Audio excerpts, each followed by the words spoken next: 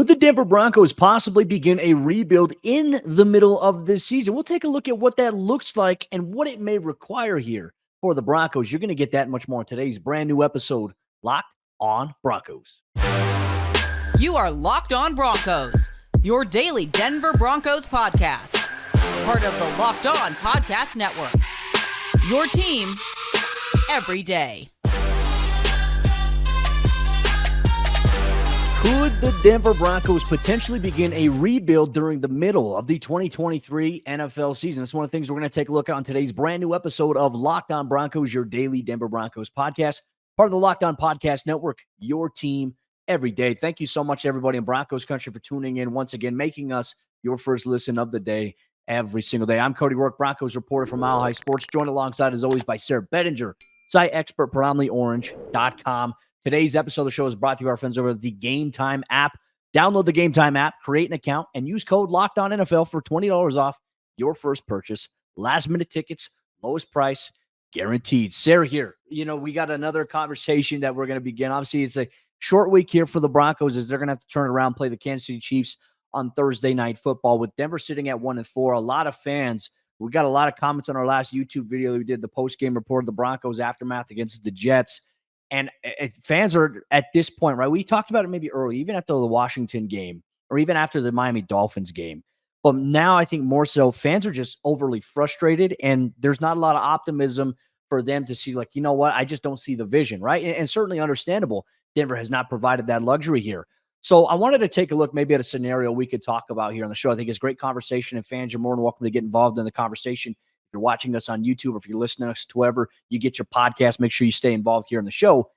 If the Broncos rebuild in this season, and if the Broncos commit to a rebuild, what does it look like? Now, obviously, there's going to be some players we talk about, but ideally, I want to use this as just like a general, what does a rebuild look like for Denver?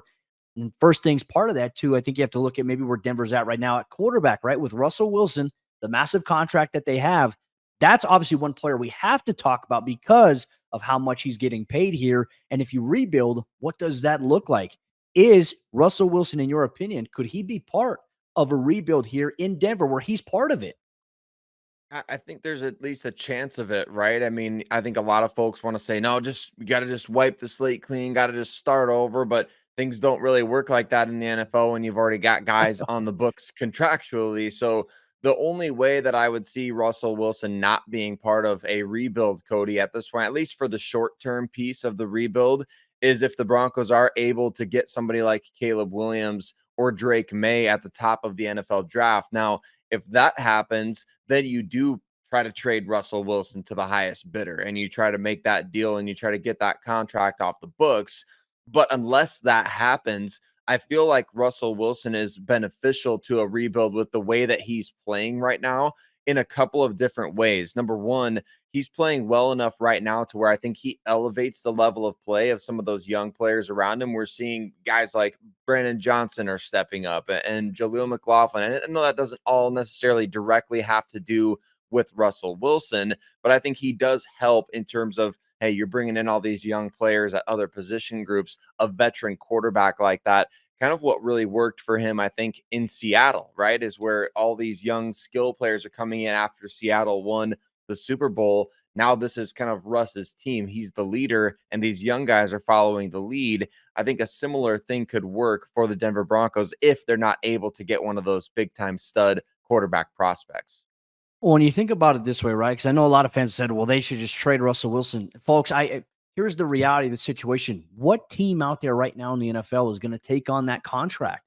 I don't see many teams doing that, unless there's like a desperation thing. But I feel like the Atlanta Falcons are like one team that I'd rather see what they have with Taylor Heineke than they, maybe even Desmond Ridder. Desmond Ritter's had some ups and downs here in Atlanta, but if I'm not mistaken, doesn't Russ have a no trade clause in his contract as well that he negotiated here with Denver?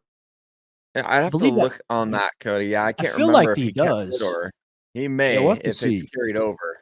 Yeah. But if that's the case, then honestly, like that makes it even more difficult. And look, I agree with you. I think you can rebuild with a guy like Russell Wilson, but how long is that going to take? What is that going to look like? And, like I said, if you wanted to get rid of him, and I know a lot of fans do, I just don't see any teams that are willing to take that on. But here's maybe a way that, okay, hey, how can Russ be part of a rebuild?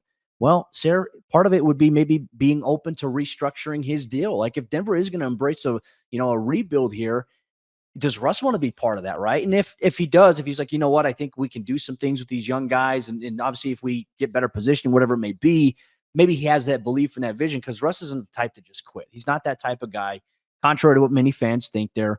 But for me, it's like I don't think Denver can rebuild with a guy like Russell Wilson if he can't restructure his contract, because you're going to need money. You're going to have to make some free agency moves, and that's look. We're going to dive deeper into that because that's a whole nother subtopic we're going to bring up on here on today's show. But I don't know what everything looks like. And, we look at where Denver's at right now, gutting the roster at the trade deadline. As much as, me, I'm like, I don't believe in just mass exodus of your roster that you have there. There is a chance that there are a ton of changes coming up here for this roster. So that does factor into it. I mean, we've heard names like Adam Schefter reported that Jerry Jeudy, Cortland Sutton. He mentioned something in his article about any defensive player being available. I still don't think Surtain is going to be made available there. It just doesn't make sense, especially if Sean Payton has a say in anything. But then again, the NFL never ceases to surprise me. There's always something that, I don't think that's going to happen. Bang, it happens. So we'll see where things are at. But I don't know. I mean, Sayre, it may mean that the Broncos, if they do that, commit to that in season, they're going to have a ton of young players that are playing and maybe not a lot of star players at that point. Right. Certainly the guys that we've determined were part of the core of this franchise in the last handful of years, or part of that sleeping giant that George Paton once talked about, guys that he gave contracts to, like Cortland Sutton, Tim Patrick, Justin Simmons. Obviously, we've already seen Shelby Harris get traded. So we know that they're not, immune from this type of thing. They've already proven that they will trade these assets away to get different guys. Randy Gregory, another example. I heard Ian Rappaport, Cody, he mentioned Frank Clark as another name of, players to watch that could be off this roster. And of course, we know that Loki is a huge fan when we start talking about trades. I feel like that's the first time since the offseason we've seen Loki make an appearance. So anytime we rile up the trade engine, like Loki's like, hey, I need to get it. Let me say my piece. But Cody, I think it's not going to involve many of the guys that maybe we thought would be part of this rebuild or reload under Sean Payton that we hoped could kind of quickly turn around. For those that were listening and couldn't see, my cat, Loki, loves to make appearances from time to time to share his thoughts on the state of the Denver Broncos. They're not very happy about our trade talk, but Loki, times have to, change a little bit because what's going on right now is not working. I'm very curious to see how Denver will fluctuate, how they'll move about, especially if they lose to Kansas City here on Thursday night, which, look, I think looking at this game, it doesn't seem very likely that they're going to win. I mean, Denver, they're 10.5-point road underdogs here on Thursday. So usually that's a sign that this could be a blowout type of game. But then again, the NFL is strange. We've seen crazier things happen, but there's not a lot of, reason for optimism here from what we've seen based on how Denver's playing, especially against the run defensively. Offensively, they got to commit a little bit more to the run. These are things that Sean Payton told us on Monday during his conference call here. So some things to ponder, and we'll continue to monitor as we go about here. But Broncos country, if a rebuild happens, what does it look like? Let us know. If you're watching on YouTube, drop it in the comments down below or interact with us on social media at Cody Roark NFL, at Sayre Bedinger, at LOCKEDON Broncos. We'd also need to take a look, too, if Denver is going to commit to a rebuild at some point. What would the rebuild need from the Broncos front office? What type of changes could be coming there? Well, you're going to get all that on today's episode, Locked On Broncos. Today's episode, Locked On Broncos, is brought to you by our friends over there at the Gametime app. You shouldn't have to worry when you're buying tickets to your next big event. Gametime is the fast and easy way to buy tickets for all the sports, music, comedy, and theater events that are going on near you. With killer last-minute deals, all-in prices, views from your seat, and their best price guarantee, Gametime takes the guesswork out of buying tickets.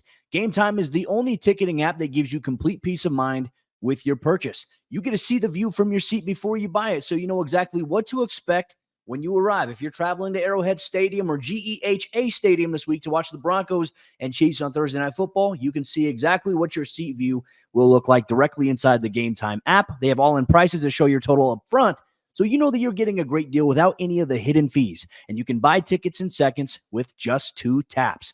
Take the guesswork out of buying tickets with Gametime. Download the Gametime app, create an account, and use code LOCKEDONNFL for $20 off your first purchase. Terms apply. Again, create an account and redeem code LOCKEDONNFL for $20 off. Download Gametime today. Last minute tickets, lowest price guaranteed. Could George Paton's days as Denver Broncos general manager be numbered? we're going to discuss that. We're going to talk about what changes could be coming to the Denver Broncos front office if indeed the team does go into full rebuild mode here midway through the 2023 season. Not where any of us wanted to be, but we can't thank you enough for being part of this show with us. Every one of you that makes Locked On Broncos your first listen of the day every single day. You everydayers out there, mile high salute to every single one of you. We love that you rock with us wherever and however you listen to podcasts, free and available there, as well as on YouTube, where you can sound off in the comment section and kind of let your thoughts be known as well. Where do you think the Broncos need to go? Should they go full on rebuild? And what is going to be the fate of George Paton, who is really largely responsible for the way the team has been playing lately? Honestly, I mean, he's the one who brought in all the big money free agents in recent years. He's the one who made the Russell Wilson trade. He's the one who hired Nathaniel Hackett. Cody, although there have been some hits from George Paton, do you feel like you get the sense that maybe his days in Denver are numbered right now? It's certainly possible, right? Here's the biggest question I have here about George Paton. I mean, this is where Broncos ownership, they're brand new, right? Brand new. How do they navigate if they were to get rid of a GM? How do they hire a GM? How do they go through and maybe make this hire? Do you let your head coach have a lot of input in that? I don't know if that's necessarily the dynamic, right? Because if the head coach has the power to hire a GM, then where's the balance there, right? As we all know, both Sean Payton and George Paton, they report to Greg Penner directly here. But is this inexperienced football ownership group, right? And look, here's the thing I want to say about that.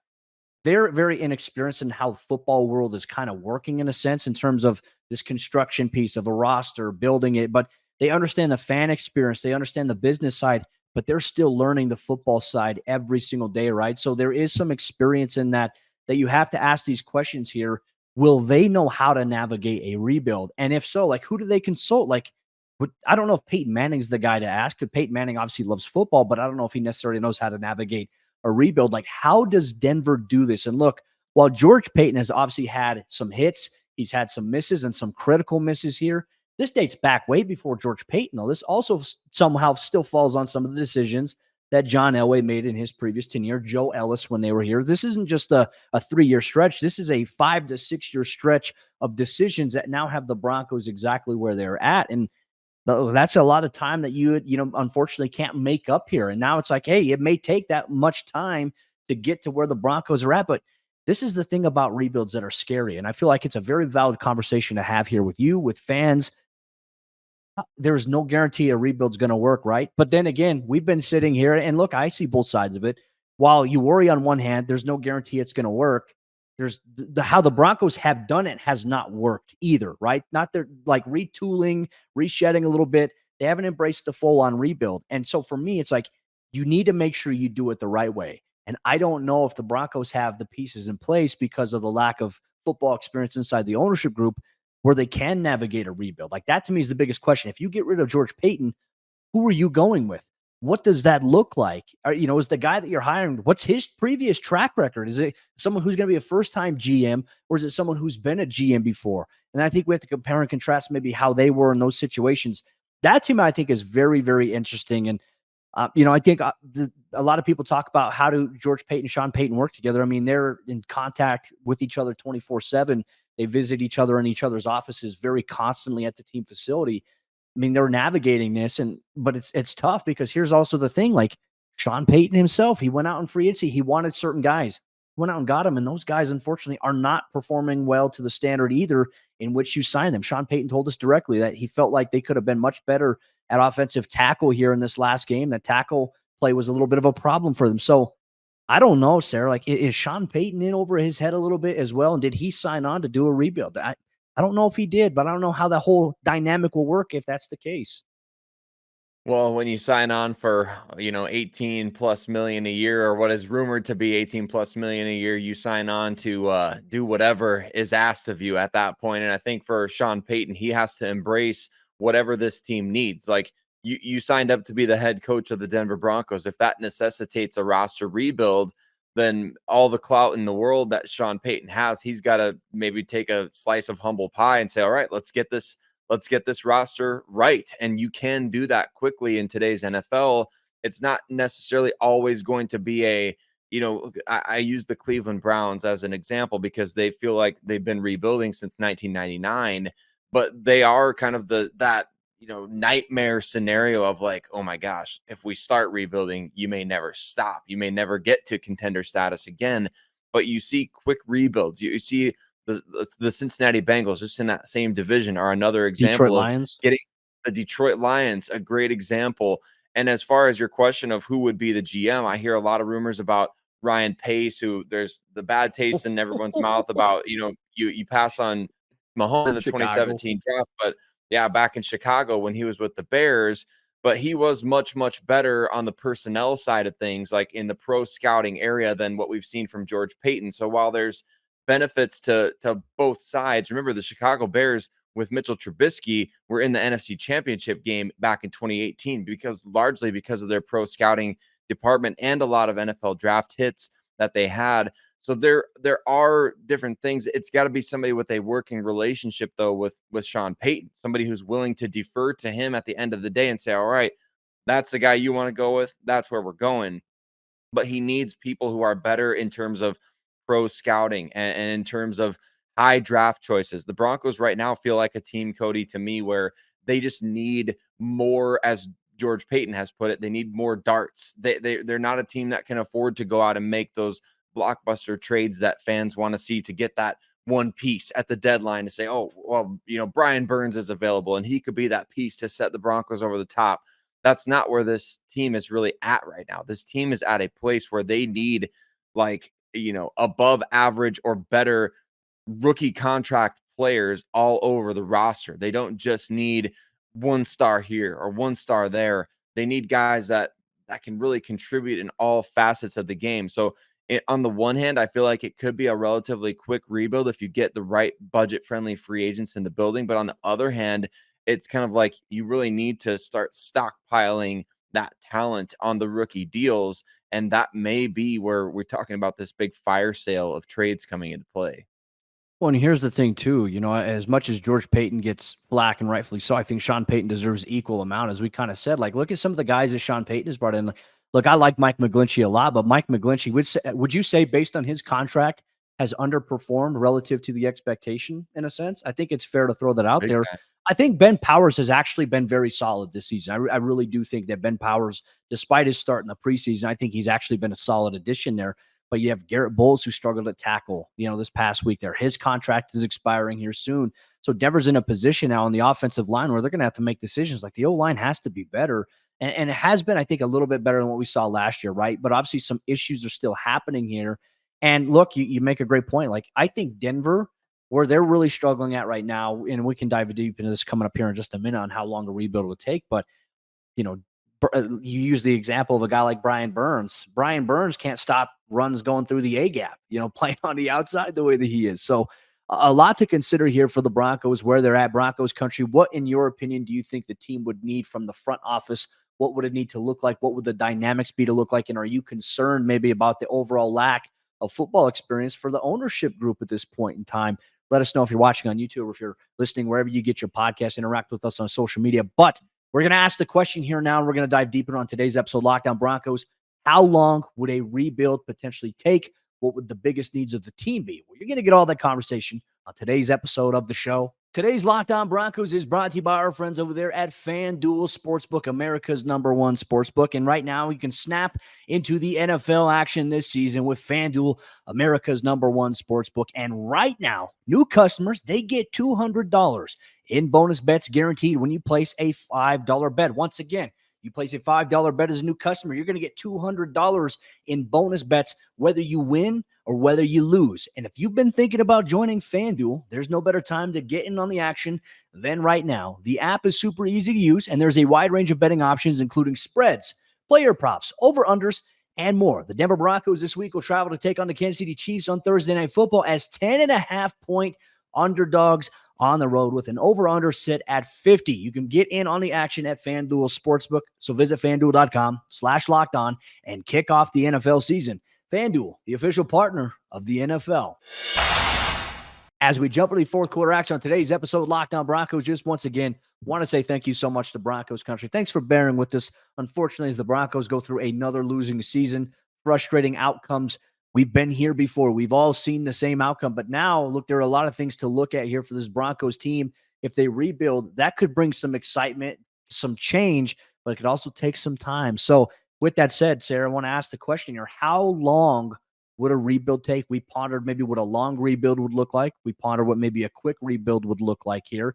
And I think we have to maybe talk about, if you're doing a long rebuild, that would certainly, in my opinion, require you to strip down the most crucial parts of your team for capital, almost on offense, defense, whatever you may have. Your top players would likely be going elsewhere if that's the case. Now, a quick term rebuild, as we've seen with the Detroit Lions, I think one thing that they've done, obviously, they've nailed their draft picks. They've had high quality, high capital picks that they've hit and they've landed on. But they also, I think, have done a really good job too. Like the Jared Goff trade, very underrated for them. I mean, bad years in LA, despite taking him to a Super Bowl. But now he's playing some of the best football of his career in Detroit in a system that has taken time, and they've bought in with what Jared Goff wants to do. That, in my opinion, would be like what the short-term rebuild looks like. But same exact time, there's so many different factors that go into that. Now, we've talked about it. Denver doesn't necessarily need a ton of superstar players. How many teams in the NFL right now, Sayre, have a ton of superstar players that they've just gone through and they've just added via free agency? I look at a team like the San Francisco 49ers, and you look at what they've done, the way they've built that team in San Fran, John Lynch and Kyle Shanahan, they've done it with the draft. They really have. Like George Kittle, he's been a guy that's just developed and molded into one of the best tight ends in the league. You got Deebo Samuel. They take care of their guys. Now, they've had changeable guys at running back, but then they get Brock Purdy as like a low-risk, high-reward type of guy, an anomaly in what we've seen. But there's been a good farm of development there in San Francisco, and a lot of it has come through the NFL draft and guys playing on rookie deals and then earning contract extensions there with the team. I mean, it's hard to replicate that model, but Denver might have to. Yeah, a very, very hard model to replicate. I mean, we're talking about a team that just 2 years ago, Cody, they traded the farm to move up for a QB who was a bust and who was traded during the preseason. So that they are the most talented, best roster in the NFL, and they have that kind of margin of error. Is that not insane to anyone else? I watch the 49ers just straight up in awe every single week. I love the way that they've been building that roster, but they're the thing that the 49ers do, Cody, is that first of all, during the NFL draft, they don't apologize for anything. They don't care if you make fun of them for taking a kicker in the third round, or if they take 3 running backs, or if they take, why are they taking another wide receiver? They don't need Brandon Ayuk. Oh, wow. Now it looks like he's one of the key pieces of their offense. Oh, they don't need to trade for Christian McCaffrey. They just drafted Trey Sermon. And these are the takes that you see online. But the 49ers perspective, they are building this team and they're adding and supplementing and being aggressive, and they are identifying fits for their system and their scheme. That's why I think, like, anybody that wants to talk about Sean Payton not being part of this rebuild process, I think we need to kind of compartmentalize that, because you need to build around something. Like, he has to be the center of that, like your coach, your scheme, things like that. There needs to be something central there, and he's historically an all-time great coach. But from, like, let's use the Lions for an example. If you think about all the biggest hits the Detroit Lions have had in the NFL draft in the last 4 to 5 years, where are those hits coming? I would argue that those hits are coming on the offensive and defensive line, where the Lions have built maybe the best offensive line in football. Defensively, you get lucky and you get a stud like Aiden Hutchinson at the second overall pick. Now all of a sudden you have that star on defense that everything else can filter through, but they have tons of second, third round picks on the interior defensive line to upgrade a defense that last year was looking as bad as the Broncos for a while. This year looks like they've rebounded. So, Cody, to me, you can look at models around the league, but I think what it comes down to is the Broncos can quickly get back on track with a couple of maybe boring off seasons in terms of the biggest moves they're making are offensive linemen, defensive linemen, guys who are building up in the trenches. And that's really what we saw Sean Payton do a lot of in New Orleans. So that's kind of what I'm expecting. And I think we got to ask Broncos fans this: do you trust Sean Payton in this role, right? Because it seems like there's been some times where he's kind of second guessed himself, and he's come out and he's talked about he's thinking about it this way, and I think that's normal. Like, coaches tend to do that. It's normal to second guess yourself, but it's also, do you have trust in him that he can do it? And I think You have to, but he also has to, I think, maybe stop second guessing himself in some of these things. Like he's been part of rebuilds before. What he done with New Orleans was spectacular, but that took time, right? And he hit some on some good players that maybe came in the fourth round.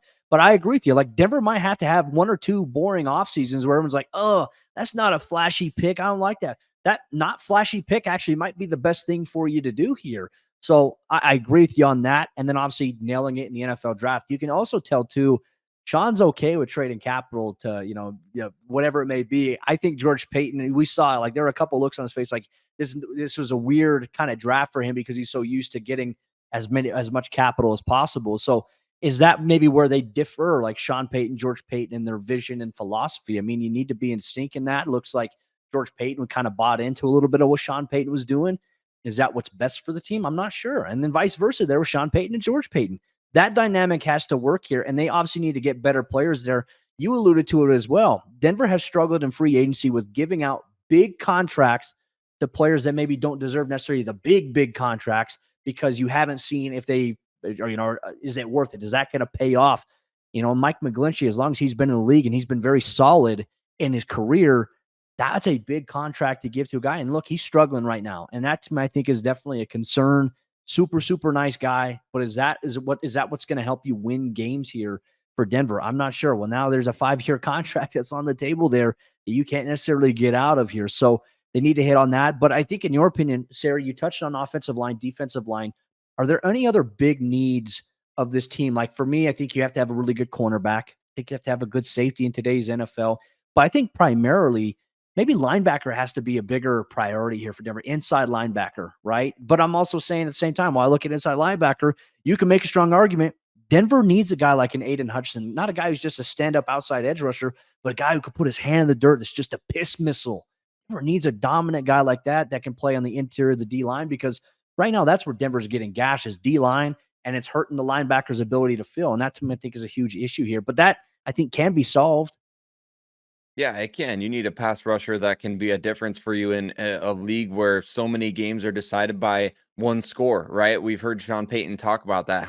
What percentage of the games in the NFL are decided every single week by just one score, and a pass rusher that can close out games or that can change the course of a game to say, hey, the other team, like the Jets, for example, in that game on Sunday against the Broncos, they're up by 5 points or whatever it is. Then you have a pass rusher who can strip the ball out and, make that kind of a play late in the game to change the entire trajectory of things. The Broncos just don't have that right now. They don't have a guy like, and obviously you're not going to always get a Von Miller type of player or a Micah Parsons type of player. Those guys don't just, grow on trees every year, but man, it's not just a luxury to have that. The great teams in today's NFL have guys like that. You look at last year's teams in the Super Bowl, the Chiefs, they obviously have Chris Jones on the defensive line who causes that kind of havoc. On the other side of the field, the Eagles, Hassan Reddick, I believe, had, like 85 sacks last year. So they have guys like that can create pressure. And the Broncos just don't have somebody that can go in there and wreck a game